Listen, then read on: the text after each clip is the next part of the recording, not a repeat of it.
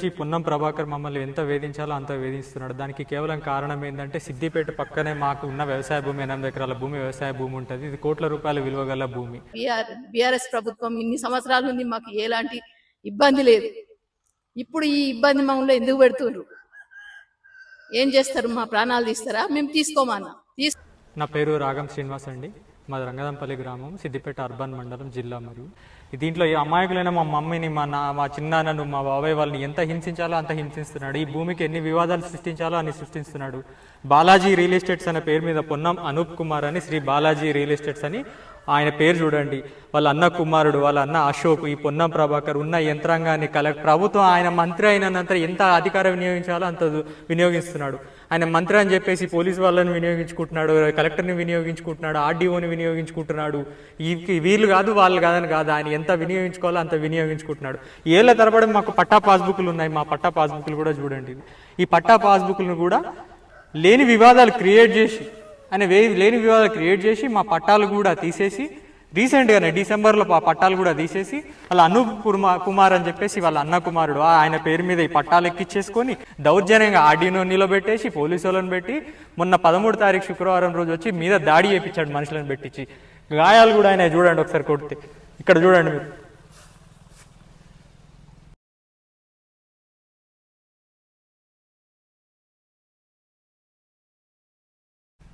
ఇది ఏంది, అన్యాయం ఏంది, అక్రమం ఏంది అని చెప్పి మేము అడిగితే నువ్వు ఇంట్లో పెద్దవాళ్ళు ఉన్నారని పోలీసు వాళ్ళు అనడం, ఇంట్లో పెద్దవాళ్ళు ఉన్నారు, రెవెన్యూ వాళ్ళు ఉన్నారు అనడం ఏందండి ఇదంతా? ఈ విషయం గుట్ల గతంలో కూడా దిశా పత్రికలో కూడా ప్రచురణ వచ్చింది. చాలా సిద్దిపేట ప్రజానికం కూడా చాలా వరకు కూడా తెలుసు. మేము చేసిన అన్యాయం ఏందండి?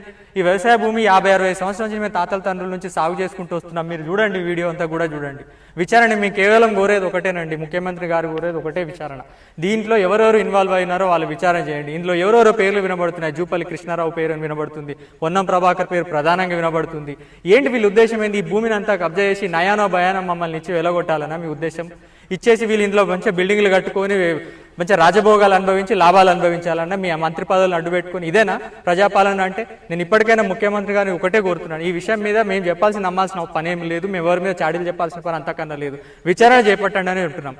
మీరు విచారణ చేసి ఇందులో ఎవరు ఏమున్నారు అనేది న్యాయకోణ విచారణ చేసి ప్రజలకు న్యాయం చేయండి, రైతులకు న్యాయం చేయండి. ఇది ప్రజాప్రభుత్వం కాదు, ఇలా చేస్తే మీరు రైతు ప్రభుత్వం కాదు ఇది ఎట్టిమాటికి.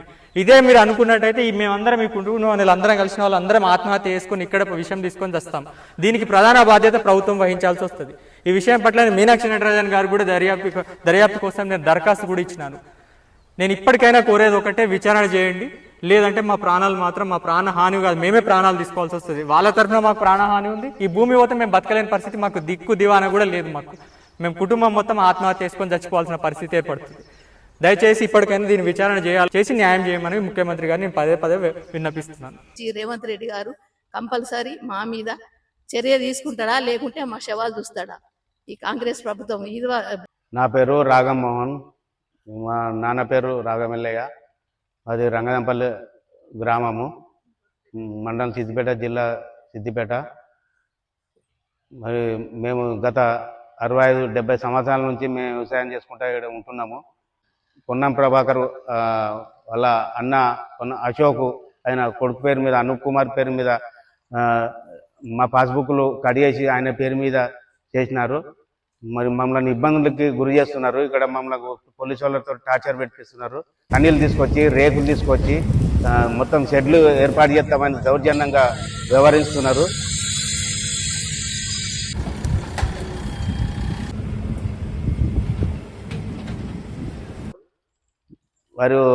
మేము కాంప్లిమెంట్ పోలీసు వాళ్ళు కూడా వాళ్ళు ఒక 20 మంది వచ్చి మా మీద వాళ్ళు కూడా మాకు పోలీస్ స్టేషన్ పట్టుకపోయి మరి ఇదేం సార్ కాంప్లిమెంట్ ఇస్తే మేమేం చేస్తాం? అవి పెద్ద రాజకీయ హస్తం ఉన్నది, ఇలా రాజకీయ హస్తం ఉన్నది, అధికారుల హస్తం ఉన్నది, దానికి మేమేం చేస్తామని చెప్పి వాళ్ళు అంటున్నారు.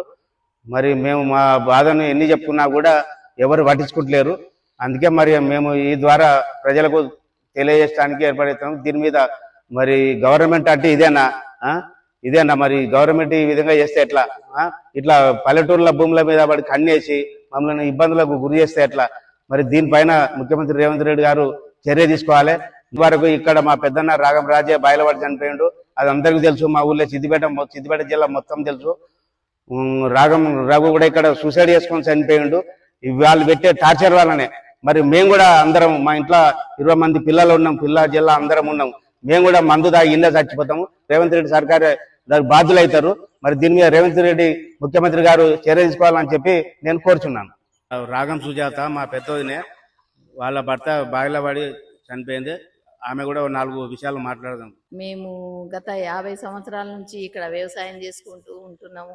మా పాలోళ్ళు వచ్చి వన్నం ప్రభాకర్ను ఎంకరేజ్ చేస్తుండు. తీసుకొని జాగా రిజిస్ట్రేషన్ చేసుకున్నాడు. రిజిస్ట్రేషన్ చేసుకొని వాళ్ళ అన్న కొడుకు పేరు మీద చేసుకొని మా ల్యాండ్ మీదకి కబ్జా చేయడానికి వస్తుండు. వచ్చి మమ్మల్ని బెదిరిస్తుండ్రు.